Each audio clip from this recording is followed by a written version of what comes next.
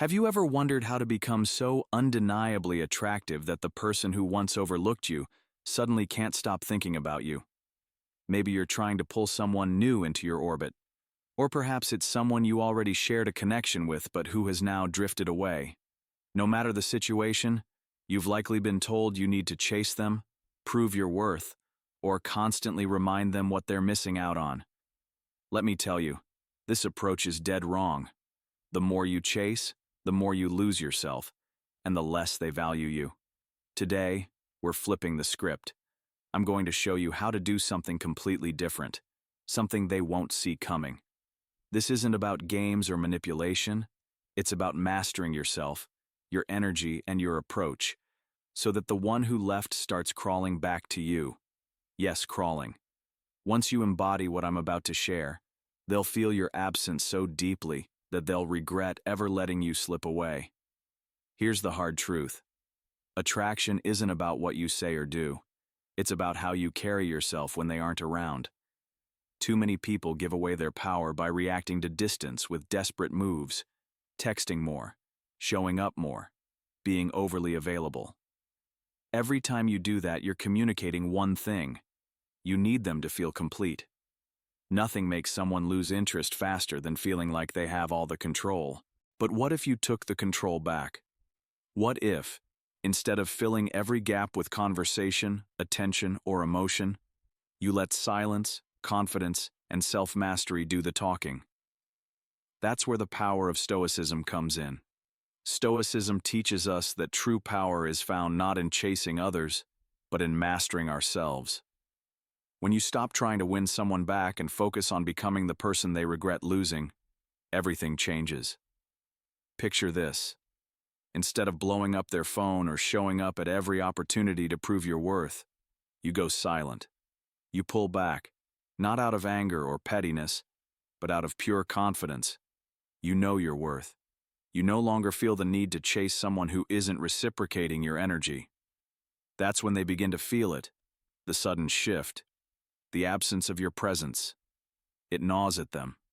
They start wondering why you aren't reaching out, questioning if they made a mistake. That doubt grows. Suddenly, they're the ones feeling insecure. You've stopped feeding their ego. Now they must confront their own emotions. This isn't about revenge, it's about reclaiming your power. When you master your emotions and stop reacting impulsively, you become magnetic. The person who once overlooked you begins to see you differently. You become someone they can't control or predict, and that's exactly what makes them crawl back. Stick with me, because we're about to break down how to embody this mindset using timeless Stoic principles. If you're ready to stop chasing and start attracting on a whole new level, hit that like button and stay tuned. Let's dive into the steps that will make them regret ever walking away from you. The first step is simple. Accept the challenge. You are no longer going to chase. You are not going to bend over backward to prove your worth to someone who can't see it. Instead, you're going to shift your focus inward and let them feel your absence. Silence, self-mastery, and unshakable confidence. That's the new you. Drop a comment below with the phrase "I am done chasing" if you're ready to take control of your life and relationships. It's time to stop pursuing and start attracting. Now, let's talk about why they lose interest in the first place. Understanding this can change everything. One of the biggest reasons is predictability. When you're always available, always saying yes, and always showing up, the element of mystery and excitement fades. Psychological research shows that people are more attracted to what is scarce or uncertain. The scarcity principle suggests that when something is readily available, we tend to value it less. Another reason is emotional overdependence. When you constantly seek validation from someone else, it places pressure on the relationship. As the Stoic philosopher Epictetus said, "He who is not disturbed by the loss of externals has found the serenity of inner peace."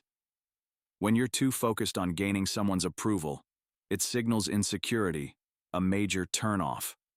Routine is another relationship killer. Same patterns, same conversations, same interactions. These make the relationship feel stale.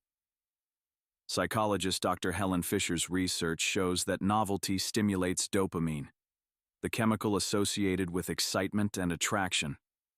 Without novelty, feelings of interest start to diminish.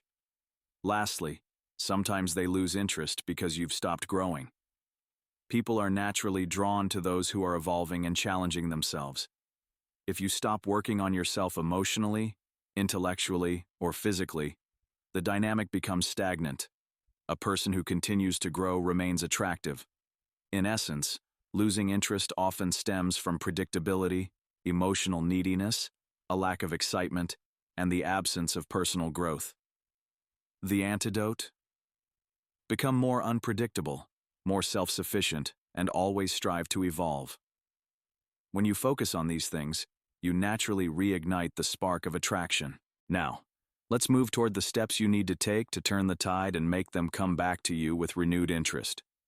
These steps are based on a combination of Stoic principles, psychological research, and practical relationship dynamics. Each one is designed to help you regain control, refocus on yourself, and ultimately make them realize what they've been missing. The first step is emotional detachment. Emotional detachment is one of the most powerful things you can practice in any relationship. It's not about shutting off your feelings or becoming cold. It's about mastering your emotional responses and refusing to let others dictate how you feel. When you learn emotional detachment, you stop reacting impulsively to someone else's behavior. You stay in control of yourself. Why is this so important when someone is losing interest or becoming distant? Because when you're emotionally attached to their actions or feelings, you become dependent on their validation. Every word they say, every message they send, or every sign of distance triggers anxiety. You start overthinking, overreacting, and ultimately lowering your value by chasing their approval. This is where many lose their power. They let someone else's behavior dictate their emotional state. But what if you could reverse that? What if you could remain calm and collected no matter how distant they act? That's where emotional detachment comes in. When they start pulling away, you don't panic. You don't chase. You don't ask why or try harder. Instead, you shift your focus inward. You remember you are the master of your emotions, not them. This simple pause keeps you from spiraling into insecurity and neediness. It allows you to stay composed and confident, even when things feel uncertain. As Epictetus said, "It's not what happens to you, but how you react to it that matters." Emotional detachment is the practice of living that truth. Here's an example.